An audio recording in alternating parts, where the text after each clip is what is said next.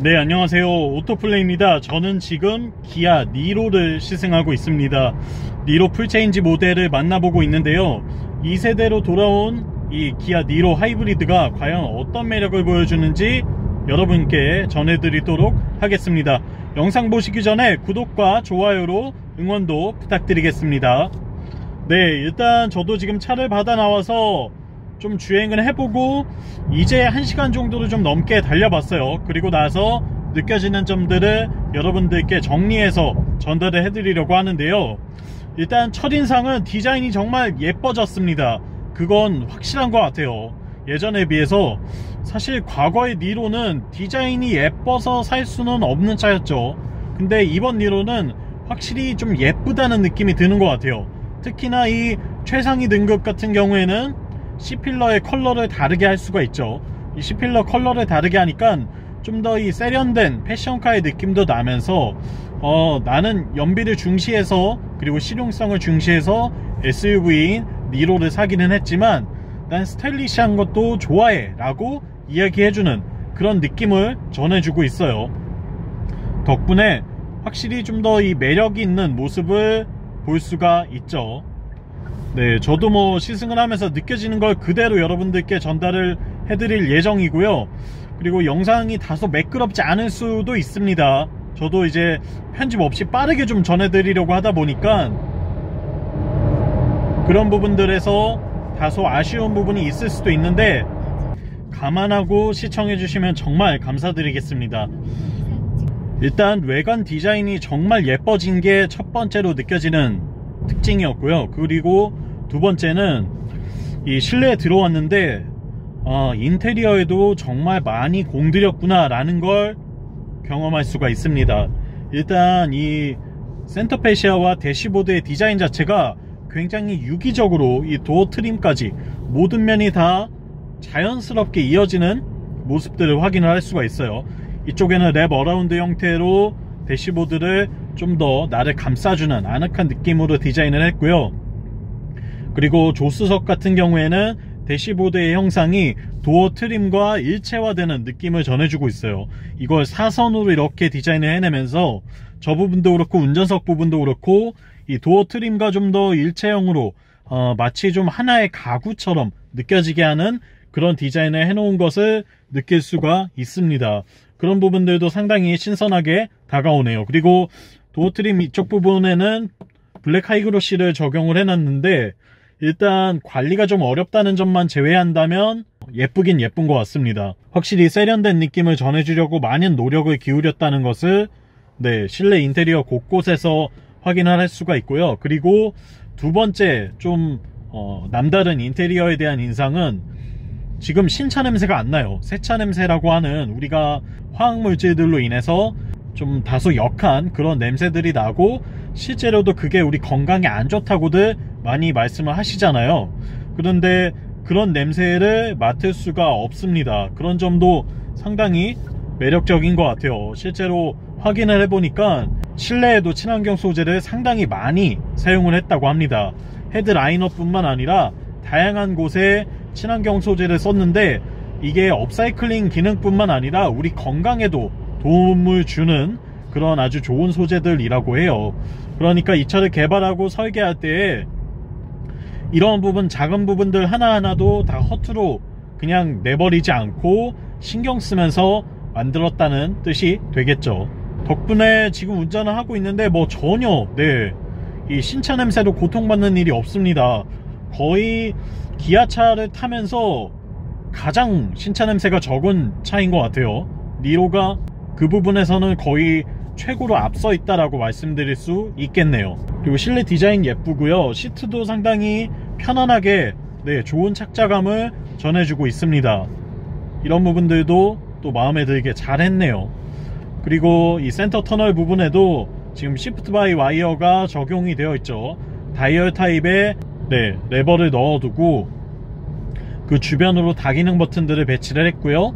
앞쪽에는 무선 충전이 가능한 수납 공간을 배치했고 이 뒤쪽에는 컵홀더를 2개 이렇게 배치한 모습을 볼 수가 있어요.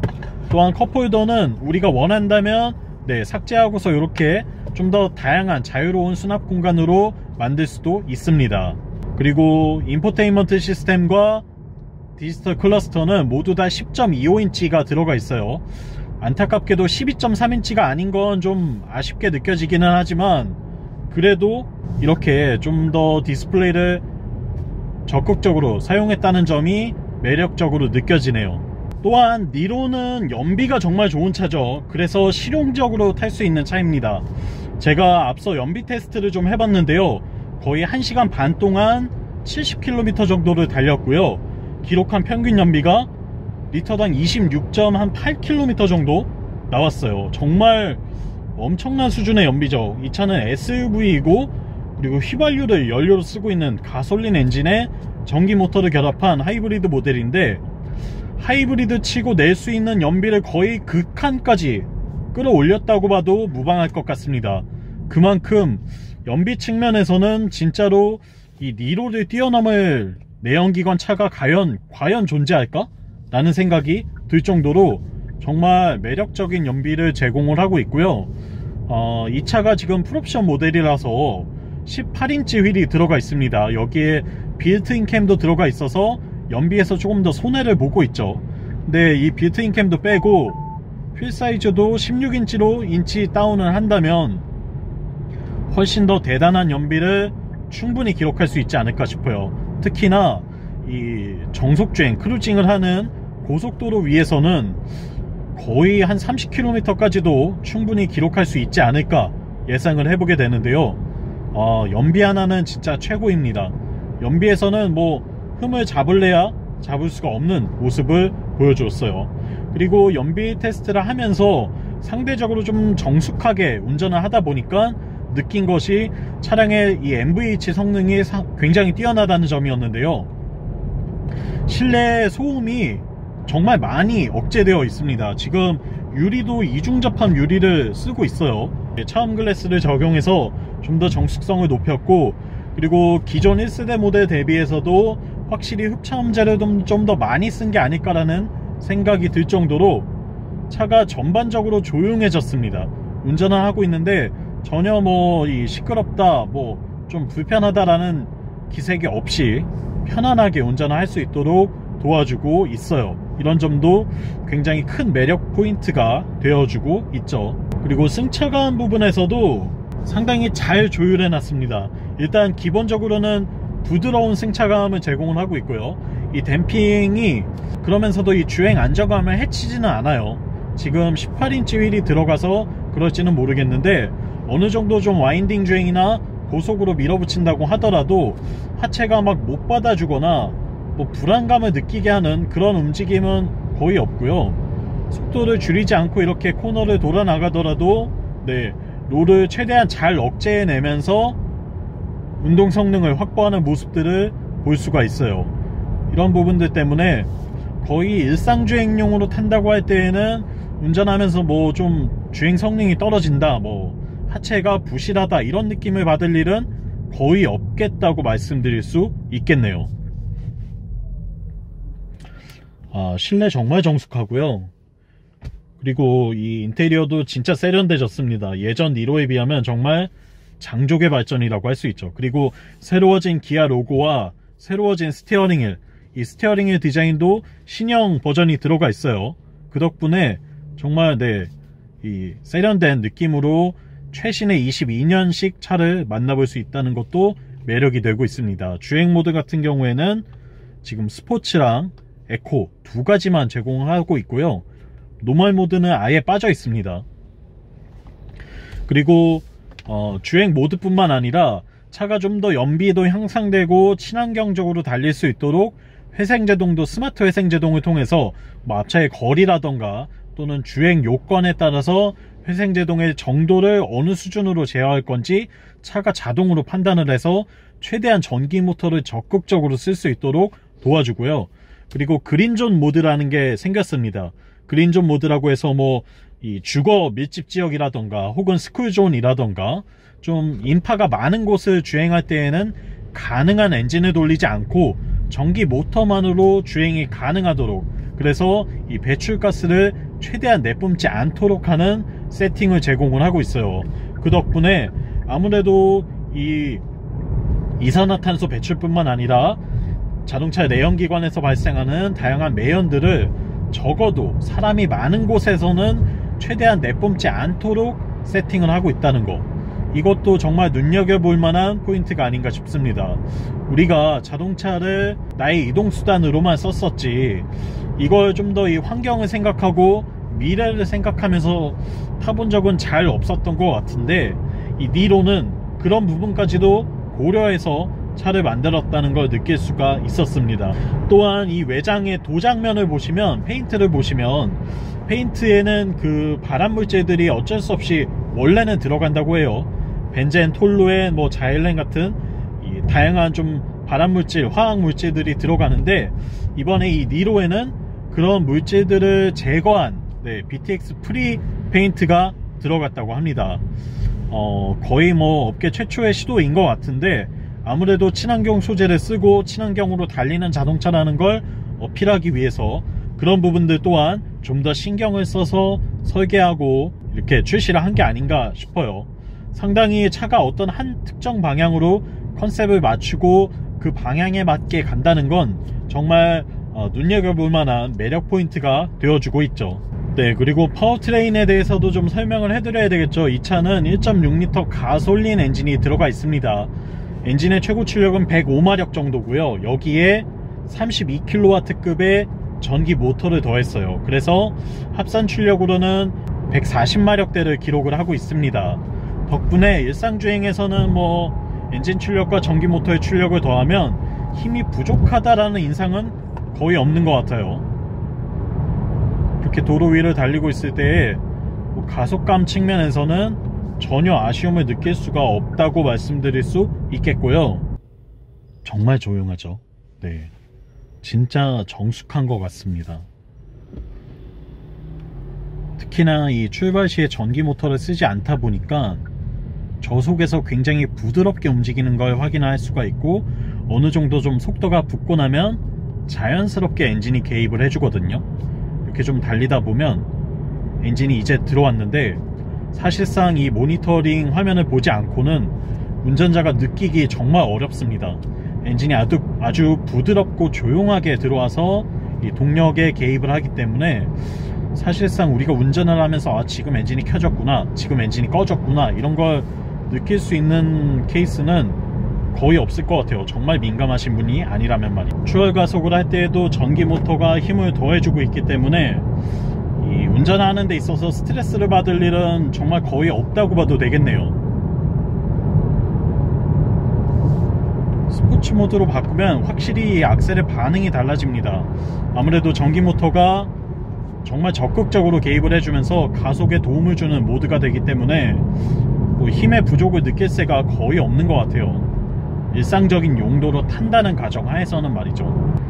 우리가 전기차를 많이들 고민하시지만 결국에는 망설이고 선택을 못하게 되는 이유가 그걸로 장거리 갈 수 있어? 그리고 충전하는데 너무 불편하지 않을까? 우리 집에는 충전소 없는데, 근데 어떡하지? 나는 좀 연비 좋은 차 타고 싶은데 이제 기름값 좀 부담되는데 하시는 분들에게 거의 유일한 대안은 하이브리드죠. 전기 모터도 가지고 있으면서 기름 모드도 갈 수 있고, 이 두 가지를 결합해서 다양한 환경에서 여러가지 효율적인 출력을 낼 수 있는 모델이기 때문인데요. 사실상 내연기관 차보다 이 확실하게 연료비를 좀 절감하면서 타고자 한다면 적어도 니로 정도는 되는 차를 타셔야 합니다. 이 정도의 연비를 기록하는 모델을 타야 확실히 기름값 덜 든다, 이거 확실히 좀 유지비가 줄었네 라고 느낄 수가 있거든요. 그렇기 때문에 제 개인적으로는 전기차를 타기 좀 어려운 상황에 놓인 분들이시라면 어설픈 하이브리드 타시는 것보다 차라리 이 확실하게 좀 연비에 도움을 주는 이런 니로 같은 차를 타시는 것이 훨씬 좋다고 말씀드리고 싶습니다. 네, 그리고 주행할 때 정말 이 주행감이 상당히 마음에 들어요. 마치 전기차를 타는 것 같아요. 이렇게 좀 악셀레이터에 발을 얹으면 전기 모터가 일단 즉각적으로 개입을 해주기 때문에 가속에 힘을 붙여주는 걸 운전자가 느낄 수 있습니다. 예전에 이 내연기관 엔진이 들어있을 때에는 발을 얹으면 엔진이 부웅 하면서 소리를 내고 그 다음에 가속이 되는 느낌이 있었는데, 지금은 이 모터가 개입을 하다 보니까 정말 즉각적인 가속력을 느낄 수가 있어요. 물론 그 정도가 세진 않더라도 그래도 충분히 매력적인 수준의 일상주행에서의 가속감을 경험할 수가 있죠. 그리고 전작에 비해서 차체가 좀 더 길어졌고요, 좀 더 넓어졌습니다. 휠베이스 또한 좀 더 길어졌어요. 덕분에 거동 자체가 상대적으로 좀 더 안정적으로 바뀐 것 같고요. 여러가지 측면에서 좀 비례감이라든가 이런 미적인 관점에서도 차가 훨씬 더 예뻐졌다는 인상을 전해주고 있죠. 또한 트렁크 공간도 15리터 정도 적재 공간이 더 늘어났다고 합니다. 과거의 니로가 좀 아쉬운 부분 중에 하나가 SUV인데도 불구하고 트렁크가 그렇게 크지는 않았어요. 근데 이 부분에서도 어느 정도 좀 해소를 했다고 하니까 구매자의 입장에서는 분명히 더 매력이 배가 될 것 같습니다. 그리고 공기 역학적으로도 상당히 좀 노력을 많이 기울인 것 같아요. 제가 아까 말씀드린 C필러 디자인이 다르다고 했었잖아요. 근데 이 C필러 디자인의 차별화를 주기 위해서 상대적으로 공기 역학 측면에서는 손해를 볼 수밖에 없었다고 해요. 그래서 이 부분을 어떻게 해결할지 고민을 하다가 C필러에 에어 벤트를 만들었다고 합니다. 그러니까 차체 이 중간에 차체 사이에 공기구멍을 만들어서 바람의 흐름을 좀 더 원활하게 해줬다는 거죠. 이로 인해서 고속주행 시에 확실히 좀 더 이점을 얻을 수가 있을 거고요. 이거는 뭐 사실 이런 부분은 예전 같으면 슈퍼카에서나 볼 법한 그런 디자인 요소들이었어요. 공기역학적으로 좀 더 빠르게 달릴 수 있도록, 이 차가 좀 더 제로백 0.1초라도 더 줄일 수 있도록 하는 그런 요소들이었는데, 이제는 이렇게 친환경차에서도 이런 디자인적인 요소들을 만나볼 수 있게 된 거죠. 이 디지털 클러스터가 12.3인치가 아니고 10.25인치가 들어간 게 사실 뭐 아쉬움이라면 아쉬움이긴 한데, 지금 거의 2시간 정도 제가 이 차를 시승을 해보니까 뭐 그렇게 불편하다는 느낌이 들진 않아요. 물론 화면이 더 컸다면 분명히 좋았겠지만 지금의 사이즈라고 해서 뭔가 정보를 식별하는데 불편하다거나 예쁘지 않다거나 어떤 문제가 있다거나 하지는 않거든요. 그렇기 때문에 그런 점에서 따져봤을 때에는 뭐 큰 아쉬움은 아니다 라고 말씀드릴 수 있겠고요. 무선 충전 같은 경우에도 이렇게 좀 더 보기 쉬운 곳에서 할 수 있게 잘 배치를 했고, 비상등의 버튼 배치도 그렇고 전반적인 버튼들이 큼지막하게 잘 놓여 있어서 뭐 기능들을 찾는데 어려움이 있지는 않습니다. 드라이브 모드 같은 경우에만 조금, 평소에는 보통 이 센터 터널 쪽에 있으니까 이게 어디 갔지 하고 좀 찾았었는데, 이것만 적응이 된다면 다른 인터페이스는 상당히 쓰기 편하게 잘 구성되어 있다고 말씀드릴 수 있겠네요. 그리고 공조장치와 오디오에 통합형 컨트롤러가 들어가 있죠. 이렇게 전환 버튼을 눌러주면, 터치를 해주면 전환이 되면서 이 하나의 컨트롤 패널에서 오디오와 공조장치 모두를 다 조절을 할 수가 있는데요. 실제로 뭐 적응만 된다면 쓰기 편합니다. 그리고 적응만 된다면 굉장히 공간 활용성을 높일 수 있는, 그리고 디자인적인 측면에서도 장점을 얻을 수 있는 부분이죠. 다만 요 한 번의 터치가 불편하게 느껴지는 분들도 분명히 계실 수 있겠다는 생각은 드는데요. 이건 뭐 적응의 문제가 아닐까 싶습니다. 기아 니로의 시승을 어느 정도 마무리해 가고 있습니다. 지금 제가 반환점을 돌아서 다시 1시간 정도를 또 달려서 50km 정도 주행을 했는데요. 이번에는 좀 막 밟으면서 왔어요. 고속도로에서 정말 레드존까지 써가면서 한계 속도도 느껴보면서 달리면서 왔는데요. 지금 뭐 스포츠 모드로 놓고 막 달리면서 와도 연비가 리터당 17.9km를 기록하고 있습니다. 진짜 뭐 연비를 떨어뜨릴래야 떨어뜨릴 수가 없는 그런 차이인 것 같아요. 확실히 그 측면에서는 진짜 매력이 많고요. 이 유지비를 좀 절감하고 싶다, 그러면서도 환경을 생각하는 차를 타고 싶다 하시는 분이라면 아주 좋은 선택지가 되는 것 같습니다. 다만 전작에 비해서 좀 비싸졌다는 의견들이 많아요. 실제로도 차량 가격이 풀옵션 기준으로는 꽤 많이 올라갔죠. 물론 그만큼 편의 장비들도 많이 들어갔고요. 또 단가가 높아질 만한 요인들이 많아진 건 사실입니다. 그렇긴 하지만 우리는 좀 더 실용적으로 좀 더 합리적인 차를 타고 싶어하는 니즈가 있잖아요. 그런 점에서 봤을 때에는 저는 연비 좋은 차를 타고 싶은 거지 막 니로가 예뻐서 니로를 막 예쁘게 꾸며서 타고 싶은 마음까지는 없어요 하시는 분이라면 중간 트림 정도 선택하셔서 휠도 18인치 넣지 마시고요, 그냥 16인치 휠로 하시고 이 빌트인 캠도 빼시고요, 연비가 가장 좋을 수 있는 세팅, 그러니까 리터당 20.8km의 공인 연비를 보여주는 그 세팅으로 구매하시길 추천드립니다. 물론 LED 헤드램프가 빠진다는 게 좀 가장 큰 아쉬움이기는 해요. 그런 경우에는 오히려 스타일 패키지를 선택한 다음에 이 동호회에서 기존에 16인치로 출고하신 분들과 조금의 추가금을 받고 휠을 뭐 16인치로 인치 다운을 하는 방법도 있을 것 같고요. 다양한 형태로 차를 좀 더 합리적으로 누려보시면 될 것 같고, 그게 아니고 나는 니로가 첫 차다, 그리고 니로를 정말 기다려왔다, 이왕이면 좀 더 예쁘게 꾸며서 옵션도 많이 넣고 타고 싶다 하신다면 조금 투자하시더라도 이 높은 등급의 옵션을 많이 넣고 풀옵션으로 구매하시는 것도 괜찮을 것 같습니다.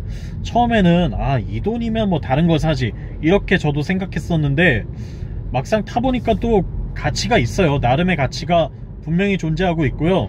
차가 정말 부드럽고 조용하게 탈 수 있는 차, 그런 매력 포인트가 확실한 것 같습니다. 다만 제가 아까 막 고속으로 빠르게 달려보니까 140 이상으로 달리는 건 정말 추천드리지 않습니다. 이 차는 140 미만으로 달릴 때의 그 매력이 정말로 제대로 뿜어져 나오고 주행 안정성도 그 정도 선에서 확보가 되어 있고요. 이 부드러운 승차감의 매력도 그 정도 선에서 누리는 게 가장 적합합니다. 그 이상으로 달리실 거라면 빨리 다른 차를 알아보시는 게 훨씬 더 좋을 것 같아요.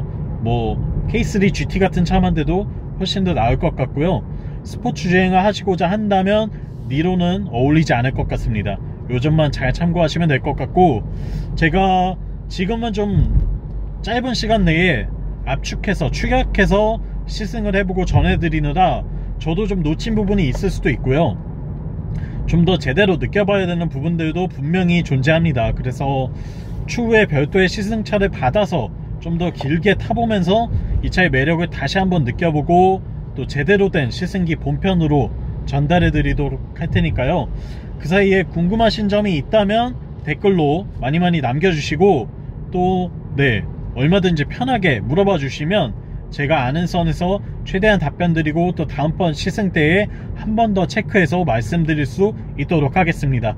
지금까지 오토플리였고요. 영상 유익하셨다면 구독과 좋아요를 통해서 응원도 많이 해주세요. 다음번에 또 재밌는 차의 시승기로 돌아오겠습니다. 다음 시간에 또 만나요. 안녕. 한 60km 정도의 거리를 연비 테스트를 해볼 겁니다. 서울 워커힐 호텔에 나와서 가평으로 향하는 코스를 달려볼 거고요.